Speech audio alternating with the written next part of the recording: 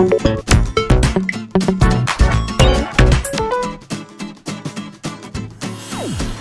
friends! Welcome back again to my channel. If you are new here, feel free to subscribe. Join my small YouTube family. For today's video, eto na, makakagawa na tayo ng review about Suyun 100% Naturals Asian Secret Bentonite Healing Clay Mask. Ito yung itsura niya. Ayan. Ito yung packaging. Tapos, yung itsura niya sa loob. Oops! Medyo maraming laman yung powder. Ayan. Kita nyo ba? Marami na akong nagamit dito. Hindi lang halata. Kasi 100 grams to. Ayan o. Oops. Sad. Oops. Sad. Kita nyo ba yung mga talsik ng powder? Thank you so much WDE Asia for sending this. Pinadala to sa akin last April 22, 2019. At gumawa ko ng review sa Suyun. Wait lang. Pakita ko sa inyo.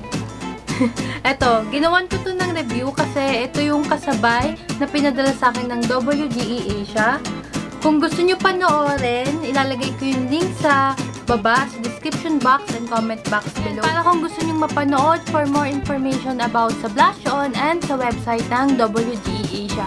Sinabi ko dito, nung ginawan ko to ng review na gagawan natin to pero matagal pa. Para magamit ko siya ng ilang beses. At ito na nga, sakto 1 month na today. April 22 ko siya na-receive. At ngayon, May 22, gagawan na natin siya ng review. This product is exclusively distributed by WDE Asia. Kaya mabibili nyo lang siya sa website nila na wegotEverythingph.com. How much to? Ngayon, nakasale siya for 475 pesos. Kaya sana kung mapanood nyo itong video na to, ay sale pa rin siya. Kasi yung price niya talaga ay 700 pesos. Pero kung bumalik na siya sa 700 pesos, pwede mong gamitin yung discount code natin, AJ100, para makakuha ka ng 100 pesos off. Kasi yung code natin na AJ100, may minimum purchase amount siya na 500 pesos. Kaya kapag 700 na siya ulit, hindi niya siya pwedeng gamitin. AJ100. Once a week ko lang to ginagamit para hindi rin mag-dry yung mukha ko. Huwag niyo itong gagamitin everyday ha. Once a week lang talaga siya. Or hanggang 2 beses lang. Pinakamarami na yun. Kasi magda-dry talaga yung face nyo kapag maraming beses nyo siyang ginamit. At nakalagay rin yun dito na using bentonite clay mask more than twice a week may make your skin dry.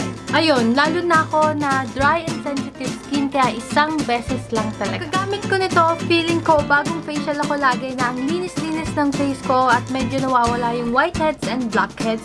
At hinahalo ko siya sa water lang, hindi ko kayang ihalo sa apple cider vinegar. Pero hindi lang naman siya sa whiteheads and blackheads, ito yung sa description niya. Deeply cleanses skin and pores, removes excess sebum, blackheads and whiteheads, lightens and smoothens skin, improves the appearance of fine lines and wrinkles, heals acne and pimples. So 1 month na paggamit ko nito, I'm so happy na hindi naman nairita yung skin ko, hindi naman ako nag-breakout. At in short, I love this product kasi nalilinis siya talaga yung face ko. At meron din siyang vitamin C, vitamin B3, and collagen. Medyo na-inosente pa ako nung una kung paano gamitin tong mask na to kasi first time kong gagamit ng ganitong klaseng mask.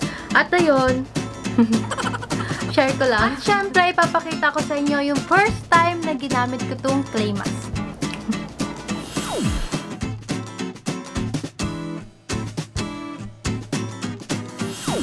Kalain mo yun, 1 month na nung na-receive ko to, ang bilis talaga lumipas ng araw. Ayoko kasing mag-review ng product na to kung isang beses ko pa lang naman siya nagagamit. Kaya, tinay ko talaga siya ng matagal bago ako makapag-video.